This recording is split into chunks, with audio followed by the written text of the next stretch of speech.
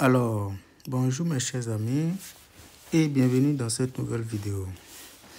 Aujourd'hui, nous allons résoudre un problème des Olympiades de mathématiques. Il s'agit de résoudre dans l'ensemble 0 de pi l'inéquation 2 cosinus de x inférieur ou égal à valeur absolue de tout ceci inférieur ou égal à la racine carrée de 2. Pour ce genre d'inéquation, qu'est-ce que nous allons commencer par faire? On va essayer de voir si nous avons une condition particulière sur x, qu'on peut encore appeler la contrainte sur l'inconnu. Parce que nous avons ici la racine carrée de quelque chose. L'inconnu est sous le radical, donc il faudrait que tout ce qui est sous le radical soit supérieur ou égal à 0. Même chose ici. Mais vous pouvez constater que pour le premier, c'est-à-dire ceci, pour tout x élément de l'intervalle 0 de pi, nous savons tous que 1 plus sinus de 2x est supérieur ou égal à 0. Parce que le sinus, d'accord, est toujours entre moins 1, et donc quand on ajoute 1 à 1, d'accord, on voit que c'est une quantité positive. Même chose ici.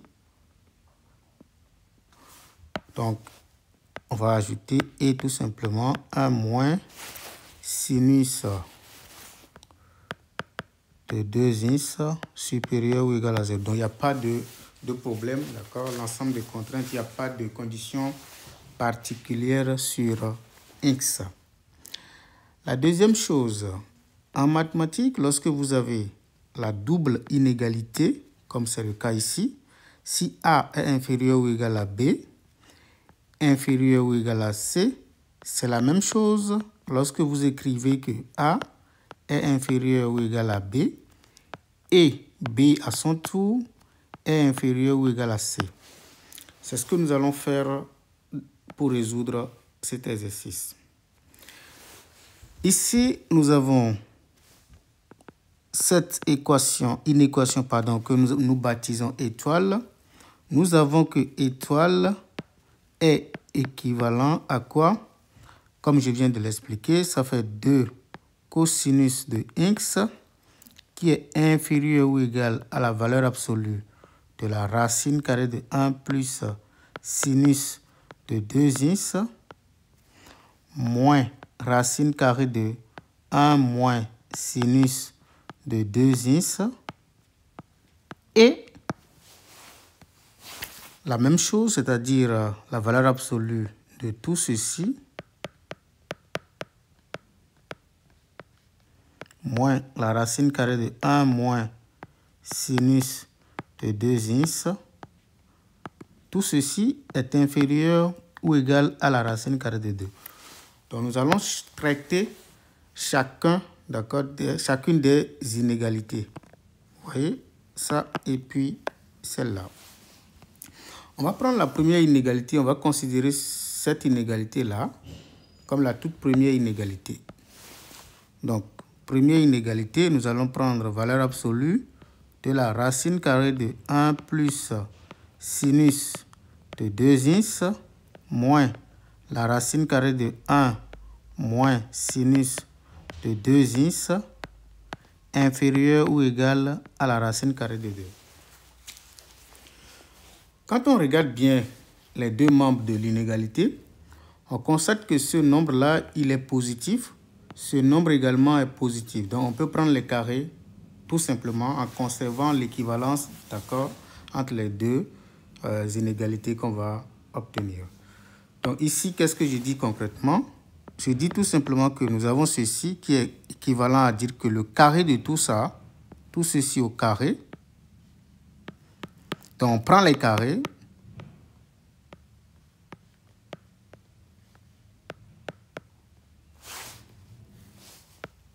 On va prendre les carrés qui va être inférieur ou égal au carré de ça.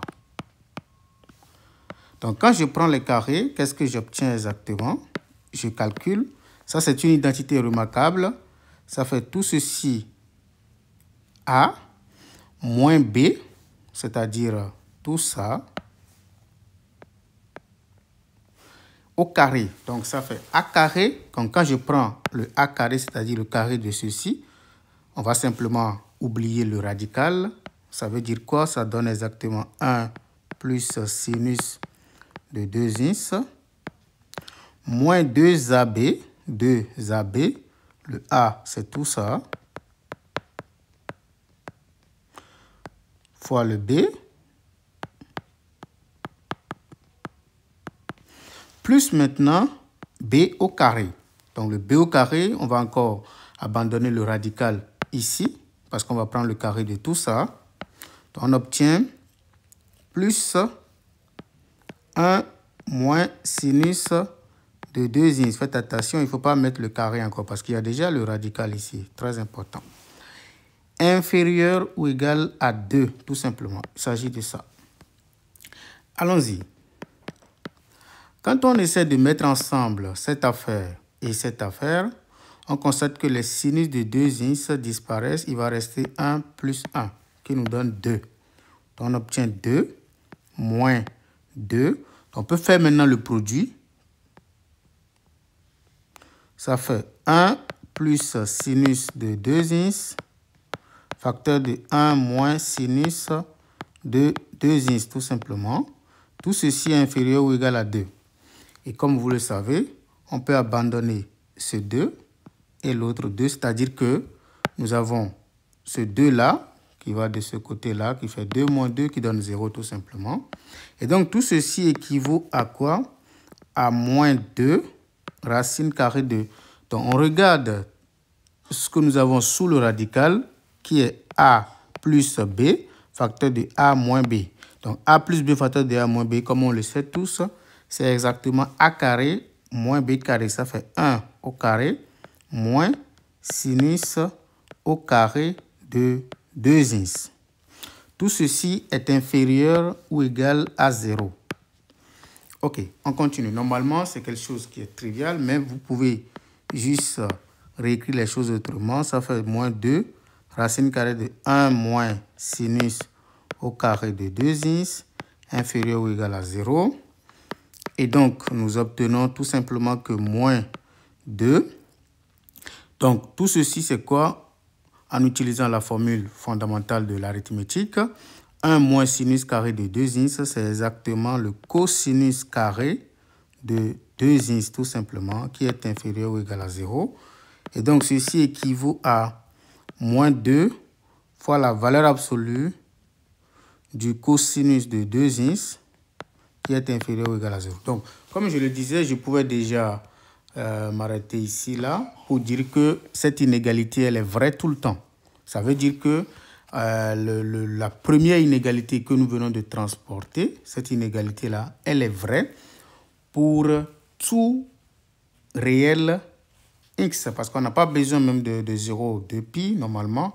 Donc, c'est une inégalité qu'on peut démontrer facilement que pour tout x élément de R, d'accord, cette inégalité, elle est vraie. Donc, tout ce qui va nous préoccuper maintenant, c'est la première inégalité que j'ai dessinée ici, c'est-à-dire tout ceci qu'on va essayer de traiter pour voir si nous pouvons déterminer des valeurs particulières pour lesquelles ça marche. OK. Donc, nous avons, quel que soit, comme nous on travaille ici dans l'intervalle 0, 2 pi, on va simplement dire que pour tout x élément de 0, 2 pi, la valeur absolue de la racine carrée de 1 plus sinus de 2x moins la racine carrée de 1 moins sinus de 2x est naturellement inférieur ou égal à la racine carrée de 2. Ok, on évolue. On attaque maintenant l'inégalité de cosinus de x est inférieur ou égal à valeur absolue de tout ça. C'est l'inégalité la plus importante, on dirait. Probablement. Ok, maintenant, avant de prendre les carrés, je dois être sûr que ceci également est positif. Dans le cas où il est négatif, l'inégalité est triviale. Donc, nous, on travaille dans quoi? On travaille dans l'intervalle 0, 2 pi. Donc, sur le cercle trigonométrique, je vais construire un petit cercle trigonométrique. Donc, 0, c'est ici. Ici, ça va être pi demi. Ici, nous avons pi. Ici, ça fait pi plus pi demi, ce qui donne 3 pi demi. Et enfin, nous avons ici les 2 pi également. Parce qu'on vient de faire un tour là. Donc, ça revient encore au point de départ. OK. Qu'est-ce qui va se passer? Nous allons chercher l'intervalle ou bien le sous-intervalle qui nous permet d'avoir ceci inférieur ou égal à 0. Parce que sur l'intervalle où ceci est inférieur ou égal à 0, ça veut dire que cette inégalité, elle est triviale, elle est vérifiée. Mais sur l'intervalle où ceci est positif, on prendra maintenant les carrés pour voir ce qui va se passer. Donc, si nous sommes sur cet intervalle, c'est quoi le cosinus? Le cosinus, ce sont les abscisses. On va voir l'intervalle où l'abscisse, d'accord, d'un point sur le cercle trigonométrique est négatif. Ça, c'est très clair que nous sommes ici, puisque je viens de dessiner. Je vais essayer juste de marquer les choses très correctement. Nous sommes exactement ici. Donc, ça correspond exactement au point. Voilà, sur ce demi-cercle-là. OK, donc, quel que soit le x élément de l'intervalle pi sur 2 à 3pi sur 2, qu'est-ce qui se passe? Nous avons 2 cosinus de x qui est inférieur ou égal à 0. Et donc, l'inégalité est vraie. C'est-à-dire qu'il n'y a pas de problème pour l'inégalité que nous venons de poser. Parce que le second membre de l'inégalité, c'est juste la valeur absolue. Donc, il faut bien considérer ça. C'est très important.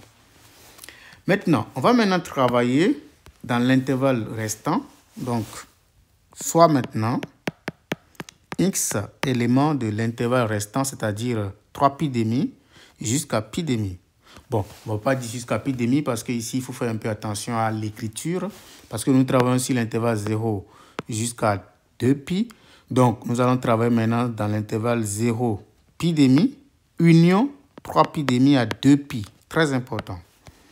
Donc, soit x maintenant dans l'intervalle 0 pi demi exclu union 3 demi exclu, d'accord, à 2 pi fermé.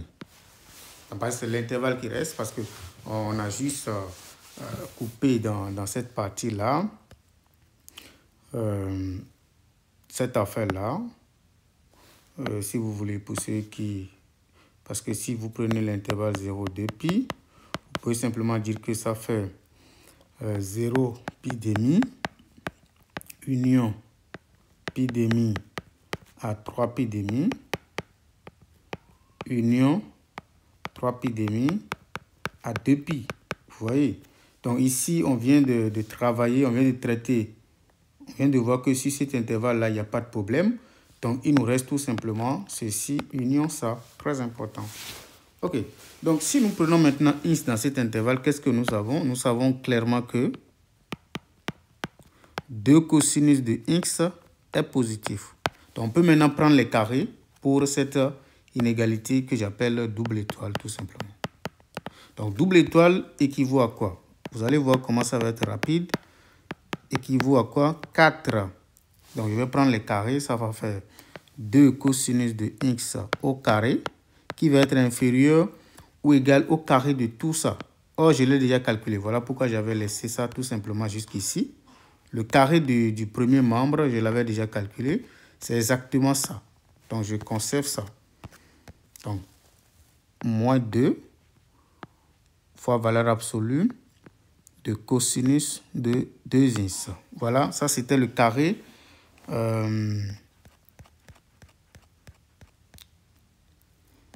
Non, c'est ici. Excusez-moi, c'est 2 moins, parce que j'avais envoyé un 2 de ce côté-là. C'est très important de ne pas se mélanger ici, là. C'est 2 moins tout ceci. C'est 2 moins tout ceci, parce que j'avais envoyé ce 2-là de l'autre côté pour pouvoir comparer. Donc, c'est 2 moins. Très important. OK, donc je mets ici 2 moins. Voilà.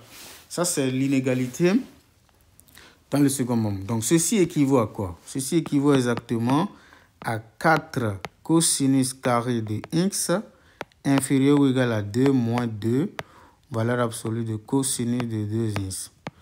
Nous pouvons écrire cosinus carré de 2x en fonction de cosinus de 2x. Cosinus carré de x en fonction de cosinus de 2x. Donc, qu'est-ce que nous savons? Nous savons que cosinus de 2x, c'est égal à cos carré de x moins sin au carré de x. Donc, ceci, ça fait cos carré de x moins, entre parenthèses, 1 moins cos carré de x.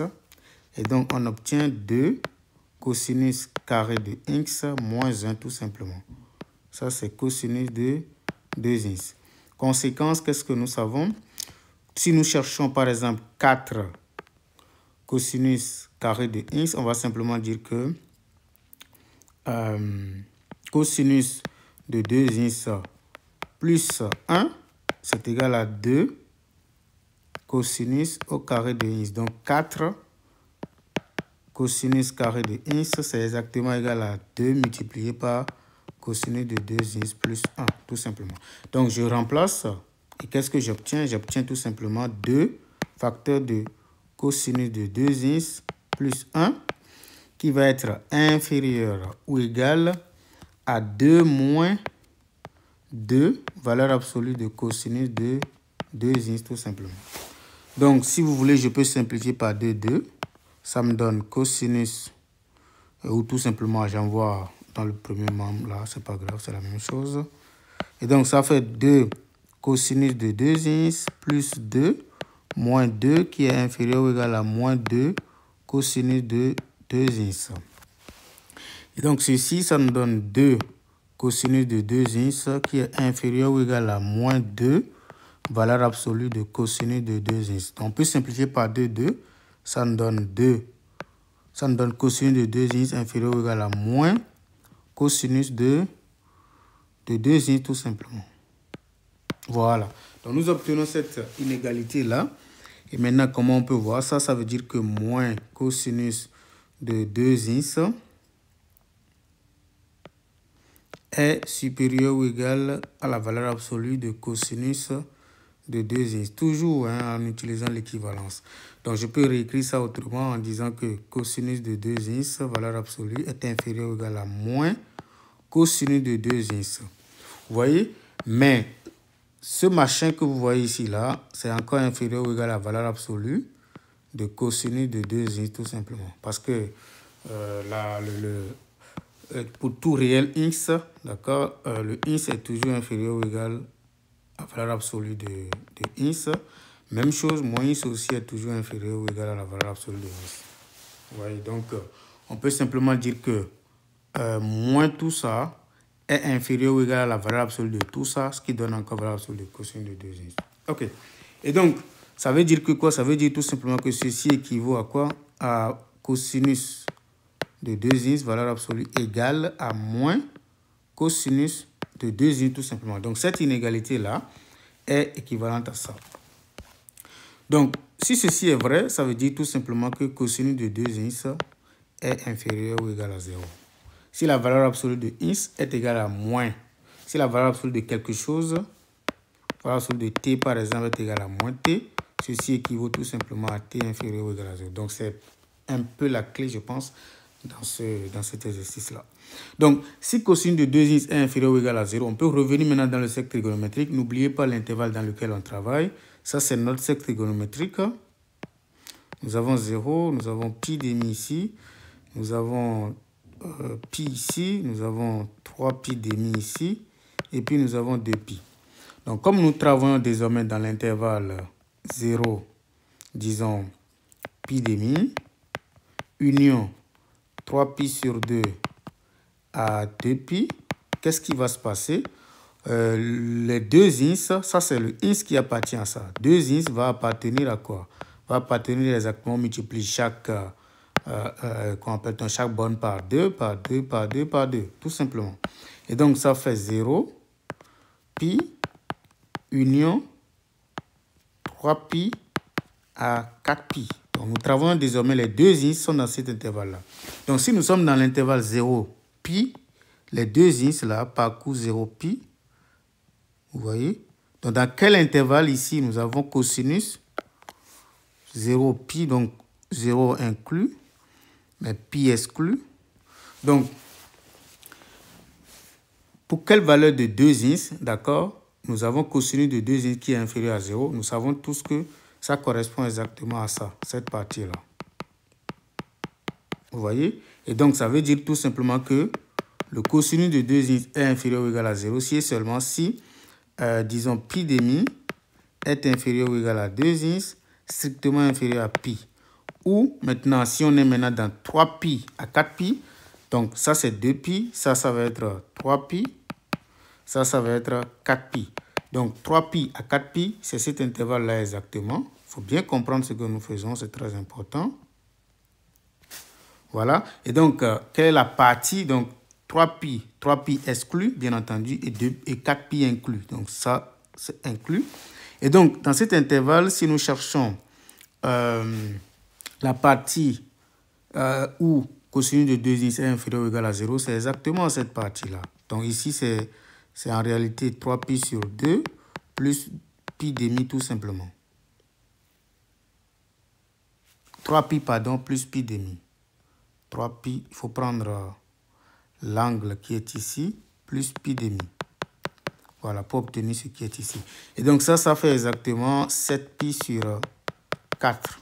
Vous voyez? Et donc, où on va dire tout simplement ici que le 2 ins, pardon, appartient à l'intervalle 3 pi, d'accord, à 3 pi, à 7 pi sur 4 inclus.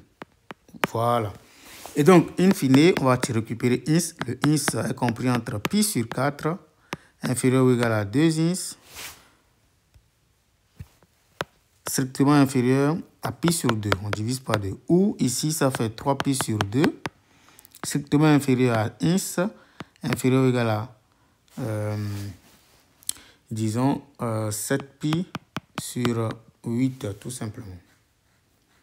D'accord? Ici, j'ai fait une petite erreur de calcul là. Faisons un peu attention, c'est 2, non 4.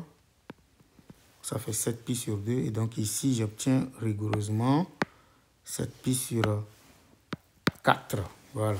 Et donc, qu'est-ce que nous obtenons? Nous obtenons tout simplement que le ins appartient à l'intervalle pi sur 4 à pi sur 2, union 3 pi sur